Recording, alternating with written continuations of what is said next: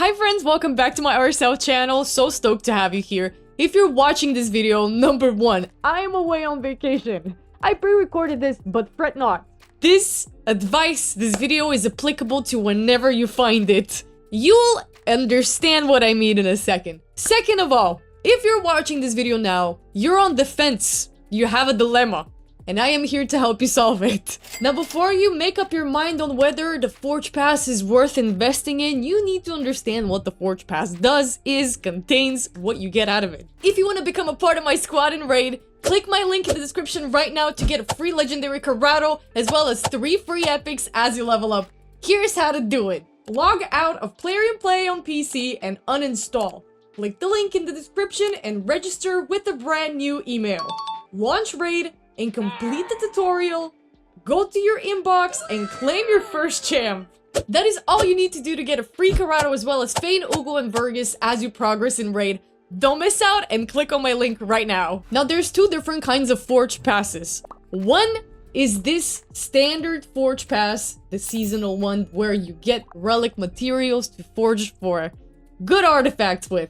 And alongside you will get some more relic materials, some artifacts, sometimes of really valuable sets like Stone Skin, and this is usually the Forge Pass that you will get most oftenly. The second kind of Forge Pass is the Champion Forge Pass, which gives you, at the end, a champion usually as a reward alongside champion-related rewards. The last time we had a Champion Forge Pass was when He-Man was available. I participated in that one, I got myself He-Man, and there was Instinct gear paired with He-Man because he just works really well with the gear set Instinct. Now the good news is that the Forge Pass is a one-time purchase. Once you get the Forge Pass, you will have the regular Forge Pass here, the top levels, the top row of these rewards available every time the Forge Pass becomes live and there is a new season. So you buy it once, and then you will have the first row here unlocked. The daily challenges will be available to you. Through the daily challenges, you will get yourself Forge Pass points to progress up here and get to the last 50 level, 50 reward of the season. I think I forgot to mention that if you do hear my music, I'm sorry. There is nothing I can do to stop these Roma weddings. I really hope you can't hear them.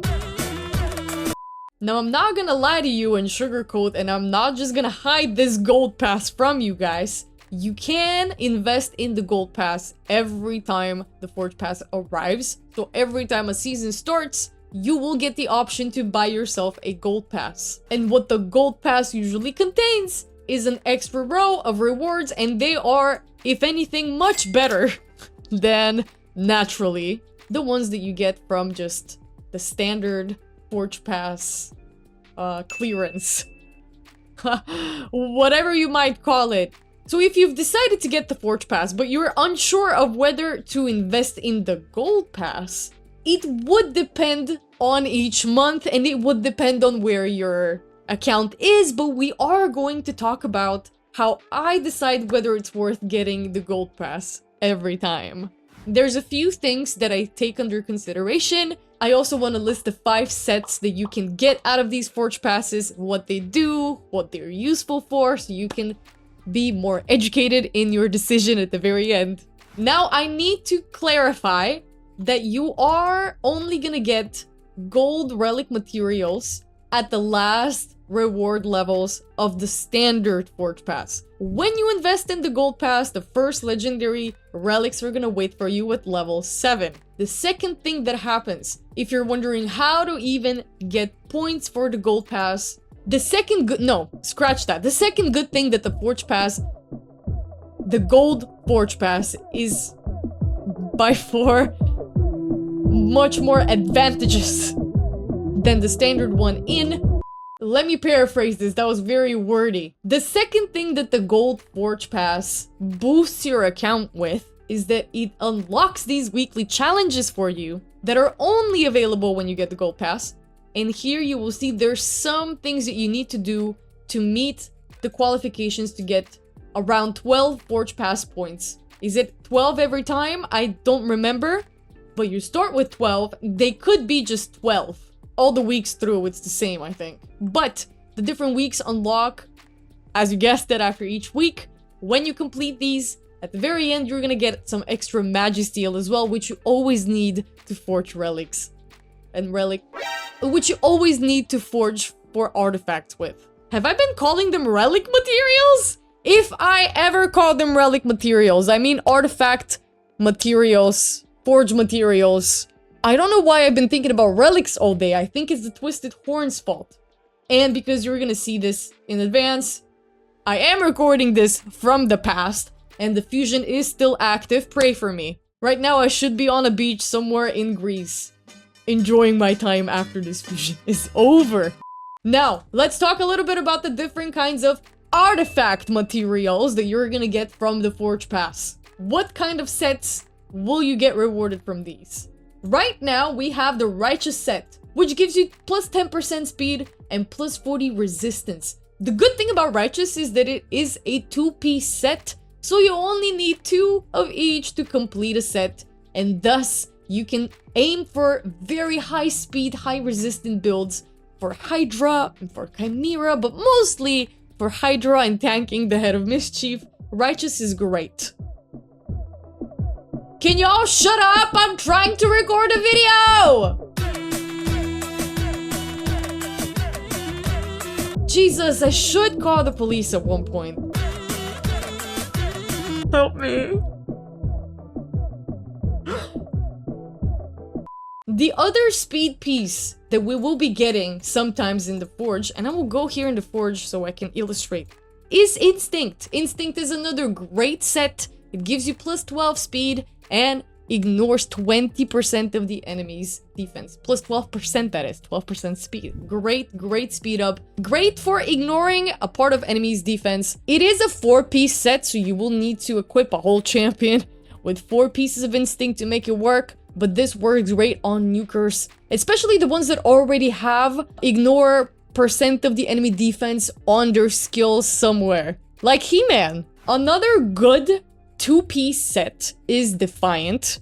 Defiant is for tanks and your defense champions. It gives 10% defense and it takes off 15% of the damage from enemy AoE attacks. I think that Defiant was the reward for the last Forge Pass, and this one I did get a gold Forge Pass. Some really good rewards. I couldn't hesitate. But Defiant is used, as I said, on your defense champions, the ones that you're taking again in Hydra battles, in arena battles, up in dungeons, in Curse City, Doom Tower, where they have to be facing waves, or where they have to face a boss that has destructible AoE attacks. Defiant could actually be super useful right now in the event dungeon, and the event dungeon should still be running when you see this video. Another great set for wave content and for defense champs is the Bolster set, which is another 4-piecer. It gives you 30% HP ally shield for 3 turns and heals by 10% every turn. Bolster is also a great set. Overall, these are just great sets. They serve you for different purposes, as you can see, and they're all only obtainable through the Forge Pass. The best I left for last, I think, but the best piece of gear. The best set that you can get on a gold Forge Pass, if you ever decide to, is the Slayer.